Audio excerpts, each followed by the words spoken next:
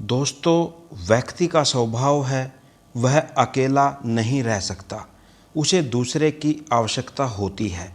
यानी जब एक व्यक्ति दूसरे व्यक्ति के साथ मिलकर रहता है, उससे एक समाज का निर्माण होता है। व्यक्ति अकेला नहीं रह सकता, लेकिन जब व्यक्ति के पास दूसरा व्यक्ति आ जाता है तो वह व्यक्ति दूसरे व्यक्ति को सहन भी नहीं कर पाता। इसको आप एक एग्जाम्पल के माध्यम से समझने का प्रयास करेंगे। जब किसी घर के अंदर बहू देखने के लिए प्रयास किया जाता है, लड़की देखने का प्रयास किया जाता है और घर में बहू लाई जाती है, बहुत ज़्यादा खुशी का माहौल होता है, हर तरफ हर व्यक्ति खुश होता है। लेकिन जब वो घर में आ जाती है, घर में आने के बाद सास बहू के झगड़े, ननंद भाभी के झगड़े और घर में जाने कितने झगड़े होते हैं, और वो क्यों होते हैं ये आप सब अपने समाज के अंदर झांक कर देख सकते हैं। इसमें कोई अतिशयोक्ति नहीं है। यानी जब हम अकेले होते हैं, हमें दूसरे की आवश्यकता होती है, और जब दूसरा हमारे पास में आ जाता है हम उसको सहन नहीं कर पाते। इसी से समाज का निर्माण होता है। समाज, आज हम इस क्वेश्चन के अंदर भी यही करने वाले हैं। इस वीडियो के अंदर आज हम समाज की संरचना या स्वरूप से आपका क्या तात्पर्य है, आधुनिक भारतीय समाज के स्वरूप की उसके वर्ग, धर्म, संप्रदाय व भाषा के संदर्भ में चर्चा कीजिए। आज ये क्वेश्चन करने वाले हैं। इससे पहले जान लेते हैं समाज का अर्थ। समाज क्या? मनुष्य एक सामाजिक प्राणी है, वह समाज में रहकर ही अपनी प्रगति करता है। समाज शास्त्र में समाज शब्द का प्रयोग सामाजिक संबंधों के ताने बाने के लिए किया जाता है। सामाजिक संबंध कम से कम दो व्यक्तियों के बीच स्थापित होते हैं तथा इसके साथ ही यह भी अनिवार्य होता है कि वे व्यक्ति एक दूसरे के अस्तित्व के प्रति जागरूक हों तथा परस्पर अंतःक्रिया कर रहे हों। व्यक्तियों के सामाजिक संबंध ही सामाजिक व्यवहारों के जनक होते हैं। इस प्रकार सामाजिक संबंधों की स्थापना के लिए तीन बातें होना जरूरी होता है। नंबर 1, कम से कम दो व्यक्तियों का होना। नंबर 2, उनमें एक दूसरे के प्रति जागरूकता होना। नंबर 3, उनके द्वारा आपस में कुछ आदान प्रदान करना। दूसरे शब्दों में हम कह सकते हैं कि सामाजिक संबंधों में पारस्परिकता का होना अत्यंत आवश्यक है। सामाजिक संबंध मनुष्य एवं मनुष्य के बीच, मनुष्य एवं समूह के बीच अथवा एक समूह के तथा दूसरे समूह के बीच हो सकते हैं। इसमें हम एक डेफिनेशन भी लिखेंगे और वो परिभाषा क्या हो सकती है।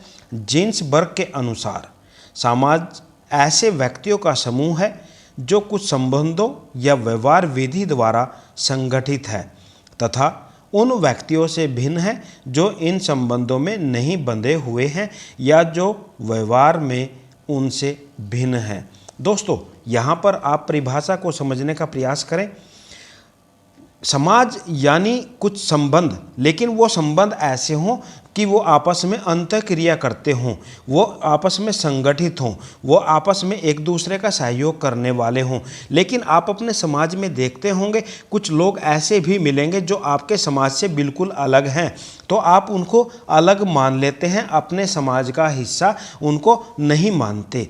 इस परिभाषा के अंदर यही बताया गया है। आइए अब जान लेते हैं जो सामाजिक संरचना है या स्वरूप है उसका अर्थ क्या है। सामाजिक संरचना शब्द का अर्थ है समाज की रचना। सामान्य शब्दों में यह कहा जा सकता है कि सामाजिक संरचना समाज की संरचना से संबंध रखती है। प्रत्येक समाज की रचना में विभिन्न तत्वों का योगदान रहता है।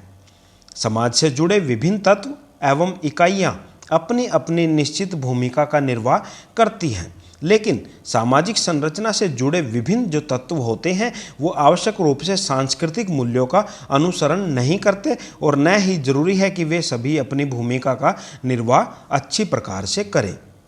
यही कारण है कि प्रत्येक समाज में नियमों के विपरीत आचरण करने वाले आपराधिक प्रवृत्ति के लोग भी देखने को मिलते हैं। आपने देखा होगा एक समाज है, समाज के अंदर लोग मिलकर रहते हैं, लेकिन वहाँ पर कुछ लोग ऐसे होते हैं जो आपराधिक प्रवृत्ति के होते हैं, वो उस समाज से मिलकर नहीं रहते, वो उस समाज से अलग रहते हैं।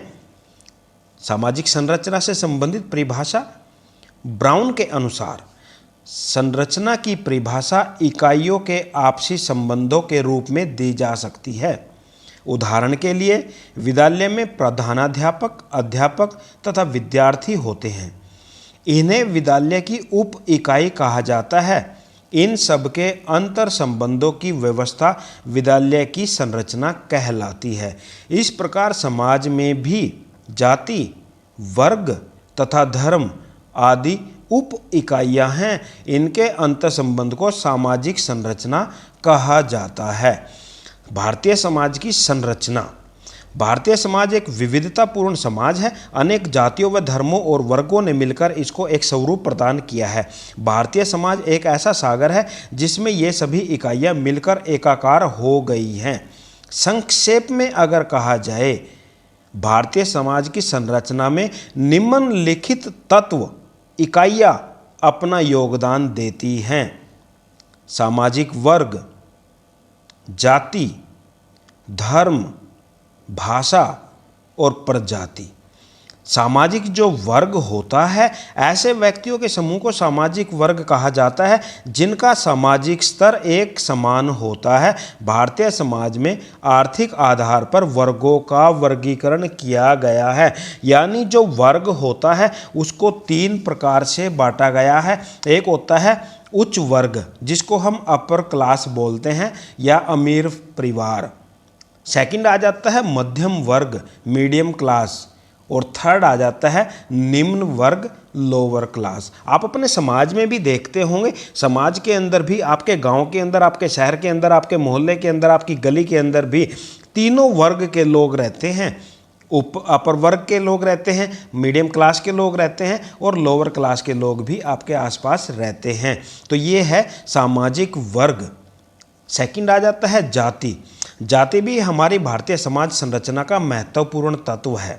जाति एक प्रकार का सामाजिक समूह है। इसकी सदस्यता का आधार है वंशानुक्रम।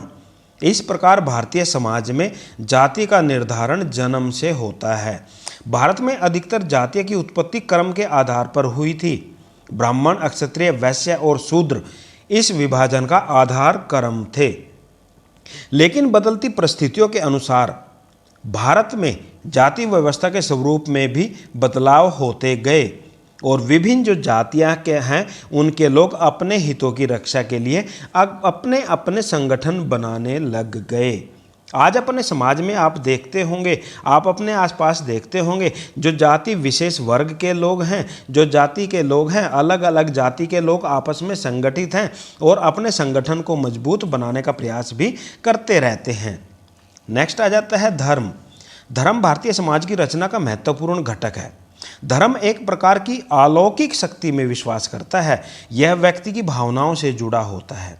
भारत एक ऐसा समाज है जिसमें धार्मिक विविधता के दर्शन होते हैं। विश्व के हर धर्म के लोग भारत में मिल जाएंगे। यानी भारत एक ऐसी जगह है जहां पर विश्व के जितने भी धर्म हैं उन सब धर्मों के लोग भारत के अंदर मिल जाएंगे। इन सभी धर्मों की अपनी विशेषताएं होती हैं, लेकिन ये सभी मानवता का संदेश देती हैं। धर्म कोई भी छोटा बड़ा नहीं होता। हर धर्म के अंदर अच्छी भावनाएं होती हैं, अच्छी विशेषताएं होती हैं, लेकिन हम विशेषताओं को देखने का प्रयास नहीं कर पाते। भारत में मनाए जाने वाले विभिन्न त्यौहार भी धार्मिक आधार पर ही होते हैं। धर्म के आधार पर होने वाले दंगे फसाद भारतीय सामाजिक व्यवस्था को छिन्न भिन्न कर देते हैं। देखिए, जब धर्म विशेष के लोग रहते हैं वो अपने धर्म को बड़ा दिखाने का प्रयास करते हैं, दूसरे धर्म को छोटा दिखाने का प्रयास करते हैं, वहाँ पर दंगे फसाद होने का भी भय बना रहता है। और अनेक जो राजनीतिक दल हैं वो धार्मिक भावनाओं को भड़काकर अपने स्वार्थों की पूर्ति भी करते हैं और हमारे जो धर्म से जुड़े हुए लोग होते हैं वो उनके बहकावे में आकर उस तरफ चले जाते हैं और जो विनाश का कारण भी बनते हैं। नेक्स्ट आ जाता है भाषा। भाषा भारतीय समाज के अंदर एक अपनी विशेष भूमिका निभाती है। भारतीय समाज की संरचना में भाषा का मुख्य स्थान है। यहाँ प्राचीन काल से ही अनेक भाषाओं का प्रयोग होता रहा है। संविधान के द्वारा भी 22 भाषाओं को मान्यता दी गई है और यहाँ बोली जाने वाली जो भाषाएं होती हैं या बोलियां होती हैं वो 1852 के लगभग हैं।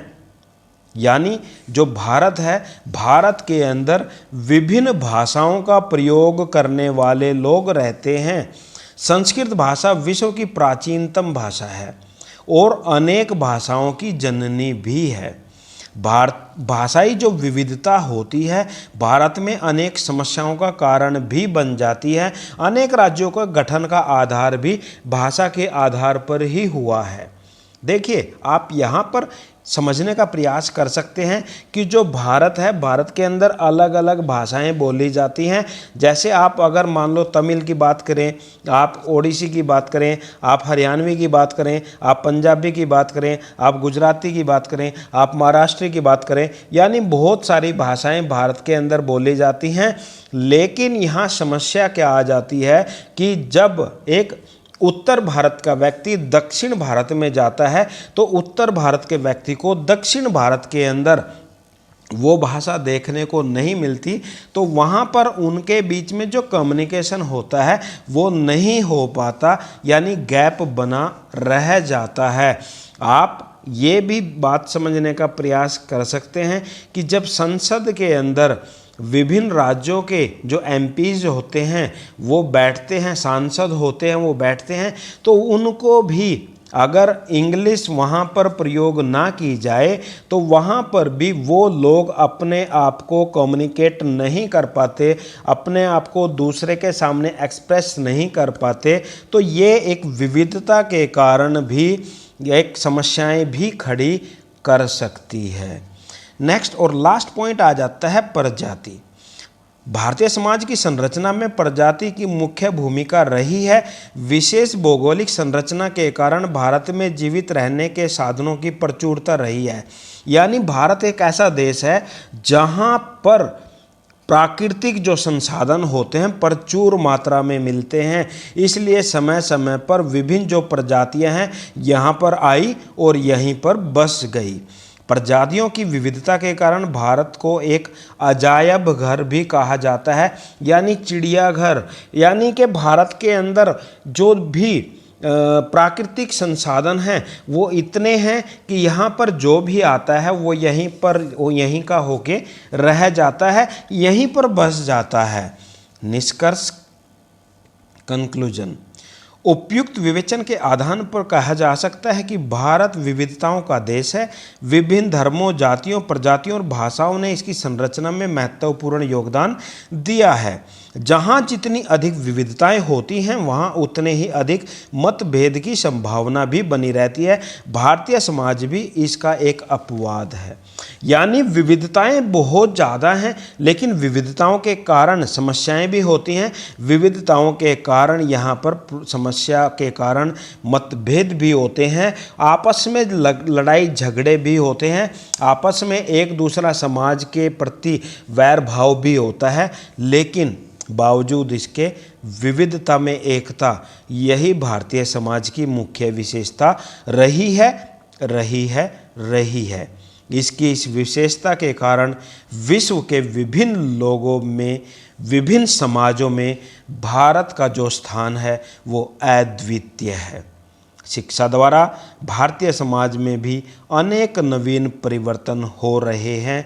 आधुनिकीकरण की प्रक्रिया के कारण उसमें भी अनेक सकारात्मक परिवर्तन हो रहे हैं जो भारतीय समाज के लिए शुभ संकेत देते हैं। प्रिय विद्यार्थियों, प्रिय साथियों, ये था आप लोगों के लिए एक महत्वपूर्ण प्रश्न। अगर आपको समझ में आ गया तो लाइक कर देना, शेयर कर देना। धन्यवाद।